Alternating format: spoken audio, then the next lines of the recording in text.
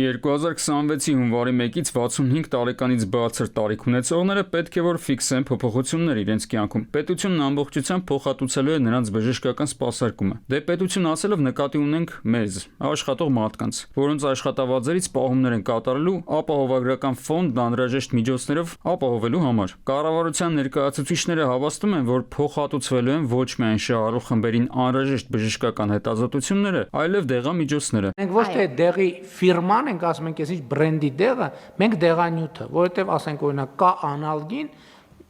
կա 100 ֆիրմա արտադրում է անալգին։ Մենք անալգին դեղանյութն ենք ֆինանսավորում եւ ոչ թե ասենք արտադրության երկիրը, որովհետև բնության մեջ սկզբունքորեն անալգինը ինչպես թթվածինը,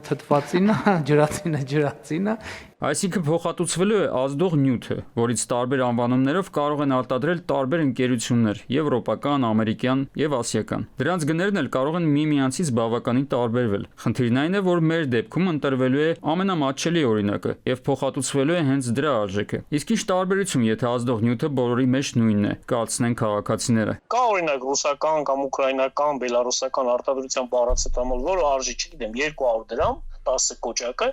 նույն պանադոլը, որը որ պարացետամոլն է, հա, արժի 1000 կամ 1500 դրամ։ Ոնց է ստացվում, որ 5 անգամ թանկ է։ Այսինքն նույն ազդող նյութով դեղերի միջև կա էական որակական տարբերություն։ Հարցն այն է, թե ինչպես է օրգանիզմում տարածվում ազդող նյութը, որ օրգանների վրա է ազդում եւ ինչպես է դուրս գալիս օրգանիզմից։ Սա լուրջ լաբորատոր հետազոտություններն են միայն ցույց տալիս, որոնք Հայաստանում հիմնականում չեն անցկացվում։ Ռուսական պարացետամոլը միանգամից կարող է ազդի, մյուսները խմում են նույն պարացետամոլ, օրինակ եվրոպականը միանգամից չազդի, բայց ինչու այն, որը որ միանգամից ազդում է, կարող է այլ օրգանների համար, օրինակ ջերմությունը իջացնի, բայց այլ օրգաններին վնաս տա, բայց մյուս պարացետամոլը, որը որ ավելի մեղմ է, հա, նրա վնասակարությունը ավելի քիչ է։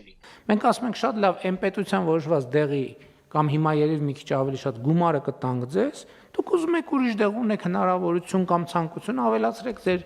ձեր կողմից եւ գնացեք վերցրեք այդ դեղը։ Մենք քաղաքացիներին բոլորին նույն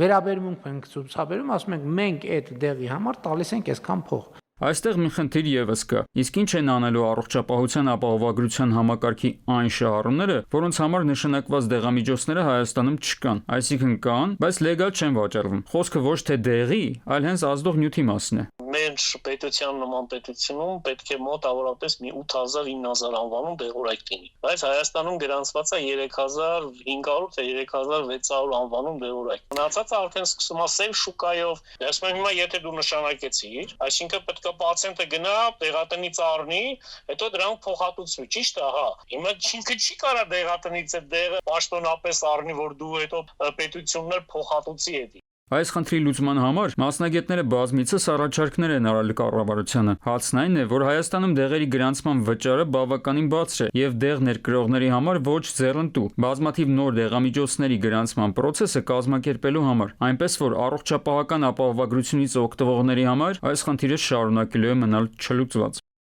Արմեն Աթալյան, ժամը լրատվական։